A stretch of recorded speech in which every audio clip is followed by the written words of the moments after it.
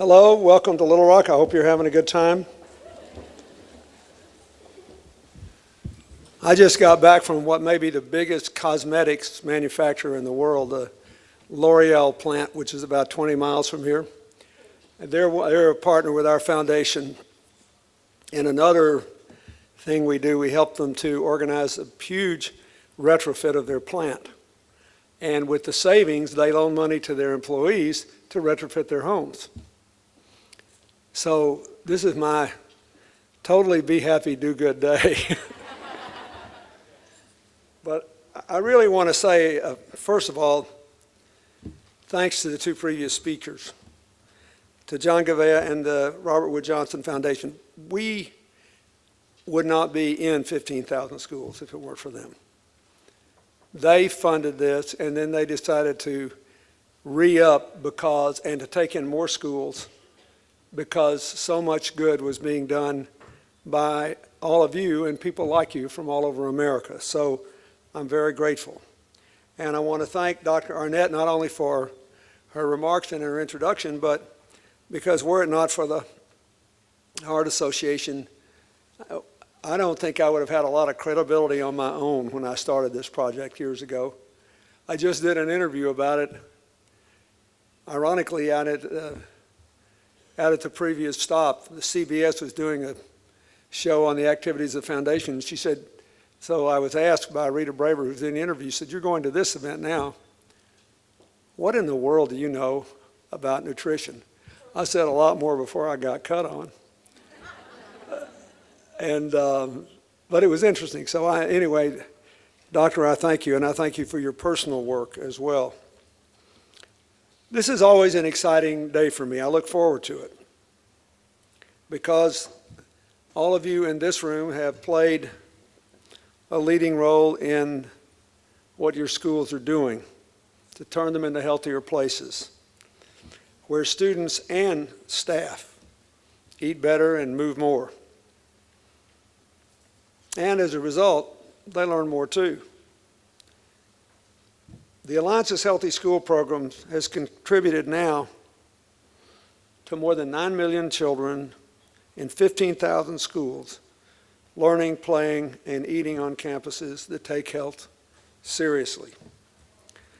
An independent study of the impact of the Healthy Schools program on students' weight, eating, and physical activity has concluded, first, that students' average body mass index has decreased significantly over the last 2 years. And second, that the decreases were similar for both boys and girls in the classroom and across ethnic groups, but the strongest gains were among middle school students. Now, I identify with that because that's when I got really heavy when I was a kid. The study also found that elementary and middle school children in healthy schools drank significantly fewer sugar-sweetened beverages over a 2-year period. This is very important because the study showed that students who reduced their sugar-sweetened beverage consumption reduced BMI more than other children. And schools that improved their comprehensive food and beverage policies saw the largest decline in average body mass index. I think that at least this part of the progress goes back to the voluntary agreement our alliance brokered with the beverage industry in 2006, when we worked with them to remove full-calorie soft drinks from schools and to serve less caloric, healthier options, including smaller servings of sugar-intensive juices. At the time, I must say there were a lot of skeptics. I had a lot of people who had spent years working on healthy foods who came up and looked at me like I was a doddering old fool to believe that I could actually cut a deal with the soft drink industry. I believe that they want all the children to be their customers when they're in middle age, not in wheelchairs with legs amputated because of diabetes. And I believe that nobody intentionally put a whole generation of kids at risk of becoming the first generation of Americans to live shorter lives than their parents. It happened for a whole lot of reasons that have economic and social roots and we have to unpack it one step at a time. This unpacking worked. Those companies honored their commitment and the agreement, along with the hard work of you and your colleagues around America. Listen to this, has led to a 90% reduction in beverage calories shipped to schools since 2004. That's a pretty good cut in 8 years. And now we see that these changes are making even more important changes in school health. But we know we still have some other challenges to tackle. The one thing I've learned about this problem is it's like peeling an onion. Just when I think I get to the last layer, my tears well up because there's more to peel. There's always something you're learning. We know, for example, that while all students in the study reported spending more time in physical education, we didn't find any changes in students' overall physical activity level, which was stunning to me. It meant that a lot of people were doing things in school and then decided, oh good, I get a pass, I can be a couch potato for the rest of the day. And we've got to think through that, because this is an unintended conclusion. We shouldn't be discouraged by it. There's a lot more awareness and determination on the part of young people to do better, but we got to deal with it. So as part of our efforts to make sure children going forward are more active overall, we're launching our Fit for a Healthier Generation campaign. With the help of Box, an initiative of Reebok, celebrity trainers Bob Hopper, Tara Stiles, and Billy Blanks, thank you, and global fitness brand Zumba, Fit for a Healthier Generation will outfit schools with fun and engaging activities that students and staff can do throughout the school day to keep their bodies moving and their brains fresh. And I want to ask them all to stand up. I know they've all been, but thank you. All the people I just mentioned, stand up. I'm very grateful to you.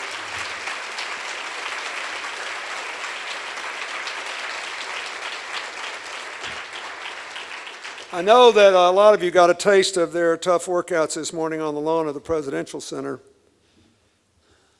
I'm sorry I missed it.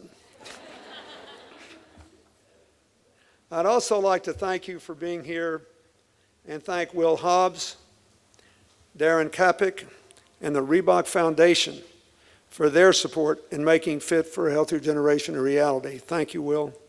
We're very grateful. Thank you, Darren.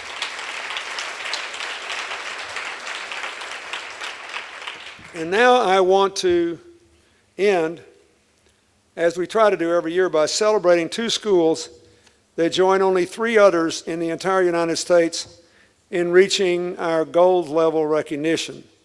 Clemenson Elementary School of El Monte, California, and Terrence C. Riley, School number 7 of Elizabeth, New Jersey. I'd like to ask Dr. Lillian Prince, the Clemenson principal, and Jennifer Sardello from Terrence C. Riley to come up now. These schools have set the bar high, and they deserve your applause.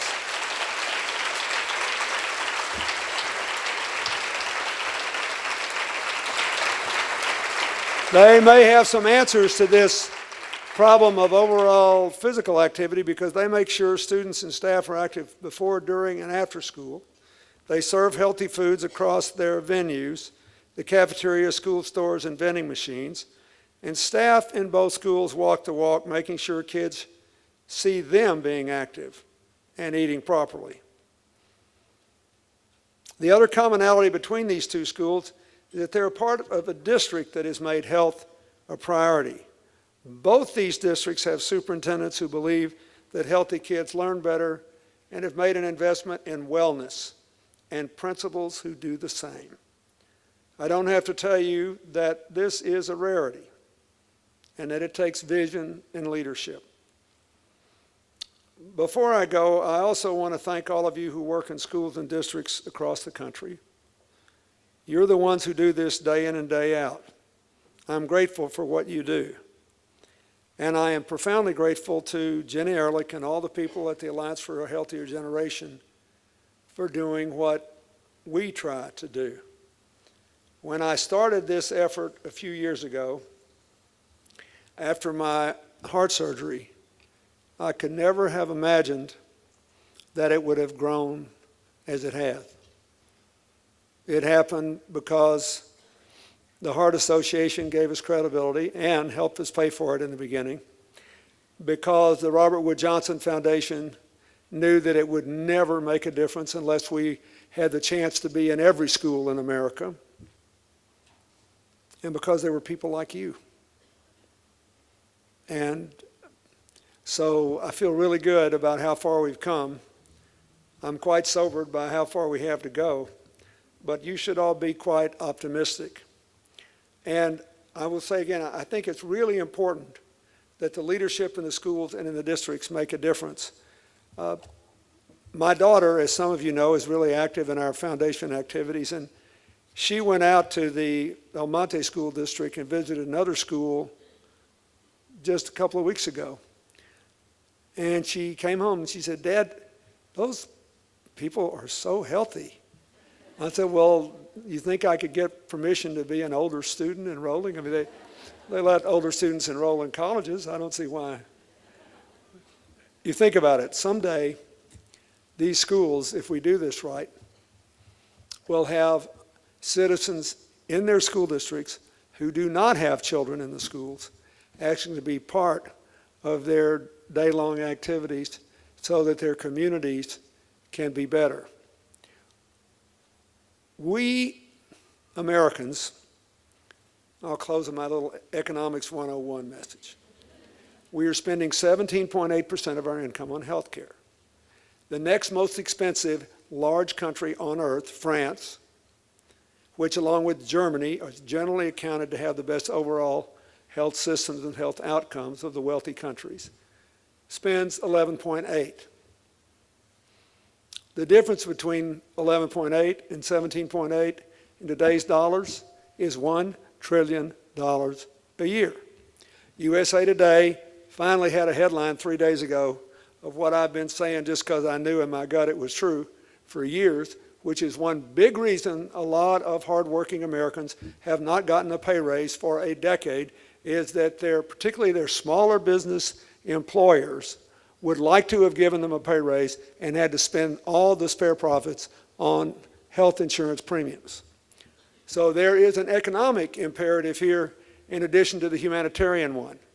If you want your children to grow up in a country where if they work hard and if they get an education, they have a chance to get a good job that will give them a brighter future, we can't spend $1 trillion a year more than everybody else does to cover our people with health care.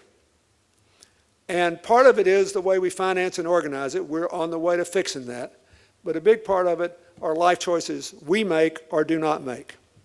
And we have to own our part of it, every single American citizen. I think about it every day now that I am Medicare eligible. You can laugh, but I'll tell you what, youth is a big deal. Having lost it, I know. But really, almost all of our diabetes-related costs are avoidable. There are a small number of people every year that are born with type 1 diabetes, and if they have to be really careful, they have to be well trained, they have to take care of themselves, and they can have normal lives. Almost all the type 2 diabetes is avoidable. A lot of it is reversible. And that's just one example. So when I see these schools knocking the socks out of these goals, I also see an America where more people will have jobs, more people will get raises, more people will have a good life, because we will be spending on health care about what other wealthy countries do that have the same incomes and population distribution we do. We have to own our part of this job. And that's what you do every single day. So let's give our winners a big hand, and that's going to come up.